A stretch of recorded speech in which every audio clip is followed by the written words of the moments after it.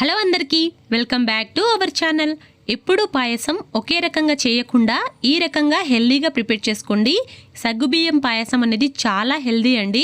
దీన్ని చాలా టేస్టీగా చాలా సింపుల్గా ప్రిపేర్ చేసుకోవచ్చు. ఎక్కువగా మోషన్స్ అవుతున్నా లేకుంటే అప్పటికప్పుడే బలం కావాలంటే దీన్ని తీసుకుంటే చాలా బాగుంటుందండి. హెల్త్కి అయితే చాలా మంచిది. ఇది ఎలా చేసుకోవాలో ఇప్పుడైతే చూద్దాం. ముందుగా అయితే సగ్గుబియ్యాన్ని 4 అవర్స్ నానబెట్టాలండి. మార్నింగ్ నానబెట్టేసి ఆఫ్టర్నూన్ చేసుకుంటే సరిపోతుంది, లేకుంటే ఈవినింగ్ అయినా చేసుకోవచ్చు. ముందుగానే శుభ్రంగా కడిగేసి తర్వాత నానబెట్టాలండి. తర్వాత ఒక ప్యాన్లో 3 టేబుల్ స్పూన్ దాకా నెయ్యినైతే వేసుకోవాలి. ఇలా నెయ్యి వేసుకున్న తర్వాత అది కరిగిన తర్వాత ఇందులోకి కిస్మిస్, అవిసె గింజలు, ఇలా డ్రై ఫ్రూట్స్ అన్నీ వేసుకోవాలండి. గసగసాలను కూడా వేసుకోవాలి. ఇలా వేసుకున్న తర్వాత ఇందులోకి నువ్వులను అయితే 3 టేబుల్ స్పూన్ దాకా వేసుకోవాలి.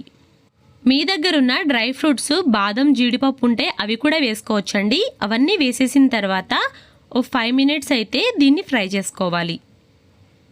ఇవి కొంచెం ఫ్రై అయిన తర్వాత ఇందులోకి ఎండు కొబ్బరిని సన్నగా తురిమేసి దీంట్లోకి అయితే వేసుకోవాలి. ఇలా వేసుకున్న తర్వాత దీన్ని కూడా బాగా ఫ్రై చేసుకోవాలి. ఈ డ్రై ఫ్రూట్స్ అనేవి ఈ రకంగా మొత్తం అయితే ఫ్రై అయిపోవాలండి. ఇలా నెయ్యిలో మొత్తం ఫ్రై చేసుకున్న తర్వాత ఇందులోకి సగ్గుబియ్యాన్ని అయితే వాటర్ వంపేసి వేసుకోవాలి. ఇలా వేసుకొని దీన్నైతే మొత్తం కలిపేసుకోవాలండి. కావాలంటే కొద్దిగా నెయ్యి కూడా వేసుకొని సగ్గుబియ్యాన్ని అయితే ఫ్రై చేసుకోవాలండి. తర్వాత ఇందులోకి వాటర్ని అయితే యాడ్ చేసుకోవాలి. మనం సగ్గుబియ్యము 1 కప్పు తీసుకుంటే 2.5 కప్పుల దాకా నీళ్ళని అయితే తీసుకోవాలండి. ఇలా వేసుకున్న తర్వాత దీన్నైతే బాగా కుక్ చేసుకోవాలి. మీరు సగ్గుబియ్యాన్ని తీసుకున్నంత క్వాంటిటీని బట్టి వాటర్ని అయితే యాడ్ చేసుకోవాలండి. సగ్గుబియ్యాన్ని బాగా వాటర్ మొత్తం మరిగే వరకు, అది మొత్తం కుక్ అయ్యే వరకు అయితే దీన్ని కుక్ చేసుకోవాలండి. ఇలా మొత్తం కుక్ అయిపోయిన తర్వాత ఇందులోకి నేను 1 కప్పు దాకా బెల్లాన్ని వేసుకుంటున్నాను.